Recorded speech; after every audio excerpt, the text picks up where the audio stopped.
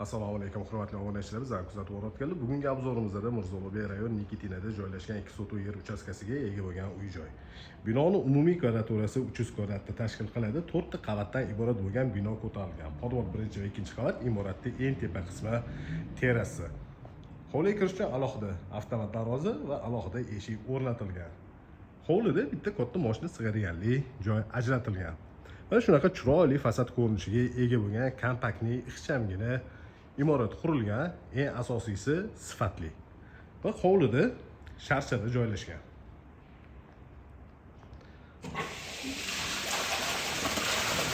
Patyotkalari ham bor, ketish paytidan juda ham chiroyli holatga keladi. Ayniqsa yozgi issiq paytlari yaxshi atmosfera berib turadigan sharchada qilingan. Endi uy ichiga kiramiz, xonalar planirovkasi va remontlar bilan tanishib chiqamiz. Birinchi qavatda oshxona, mehmonlar uchun ajratilgan yotoqxona, zal va sanuzel joylashgan. Imoratga kirishimizdan bilan chap tarafda oshxona. Romlari katta-katta panoramli vitrajli oynalar o'rnatilgan, patologgacha ko'pinli garniturlar chiroyli qilib yasatilgan. Xo'pun brendiga tegishli bo'lgan texnikalar bilan jihozlangan. Texnikalarda duxovka, mikrovolnovый pech, bu joyda posuda moykasi ham bor, xolodilnik, gazli plitada o'rnatilgan.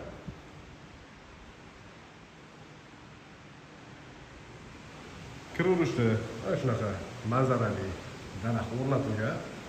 Imoratga yana ham ko'p bag'ishlab turibdi. Birinchi qavatda joylashgan umumiy sanuzel ko'rinishi. Bu joyda kattagina zal bo'lyapti. Zalning razmeri uzunasiga 7 metr va eniga 4 metrda tashkil qiladi. Patologlarning balandligi 3,5 metr.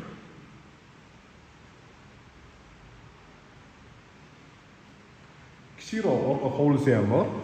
Yorug'li va havo aylanish uchun shu joydan eshik qoldirilgan. Mehmonlar uchun ajratilgan yotoqxona. Bu yotoqxonaning razmeri uzunasiga 5 metr va eniga 4 metrni tashkil qiladi. Shu xonaga tegishli bo'lgan alohida o'zidan yuvinish xonasi ham joylashgan.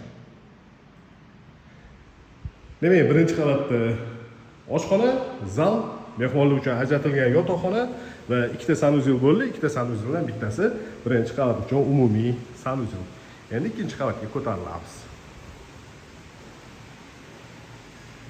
Zinalarning tagida podsetka qilingan datchik движения qanot qo'yishinglar bilan zinalarning tagini yoritib beradi. Ikkinchi qavatda 3 ta yotoqxona joylashgan va koridor orqali balkonga chiqsa bo'ladi. To'g'rida kattaroqda xona bo'libdi. Razmeri 5 ga 4. Bu joyda yana bitta yotoqxona. Ikkinchi qavat uchun umumiy sanuzel.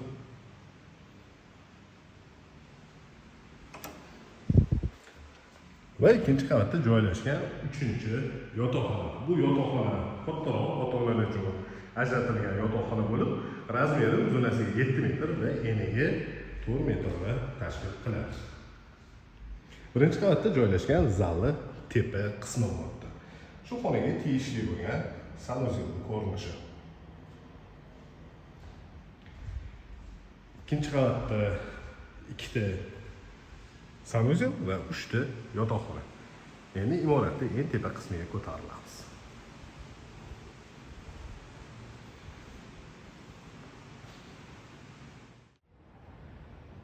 Terrasa qismiga chiqdik. Terrasaning yarim qismi mana shunaqa naves bilan yopilgan. Yon atrofi ko'rishingiz mumkin, elitniy rayon va elitniy mahalla Nikitina. Yaxshi mahalladan, yaxshi rayondan uy olmoqchi bo'lganlar ko'rsatilgan telefon raqamiga bemalol murojaat qilishingiz mumkin. Lokatsiyasi juda ham qulay joyda joylashgan. Buyuk Ipak yo'li metrosigacha 5 minutlik masofa. Imoratda tegi butunlay podvol qilingan va bir nechta xonalarga bo'lingan. Podvolning yarim qismi spa zonasi uchun ajratilgan. Bu joyda basen joylashgan. Ko'rinishda finskiy sauna va uning oldida sanuzel. Finskiy sauna ko'rinishi. Bu yerda salonga bo'lyapti. Va basen.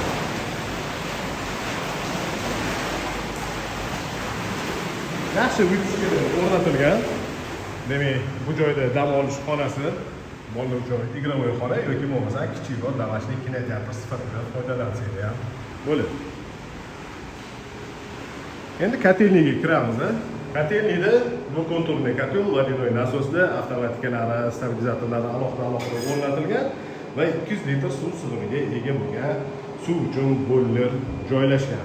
Bu joyda qanday suvni водяной filtrli joylashgan.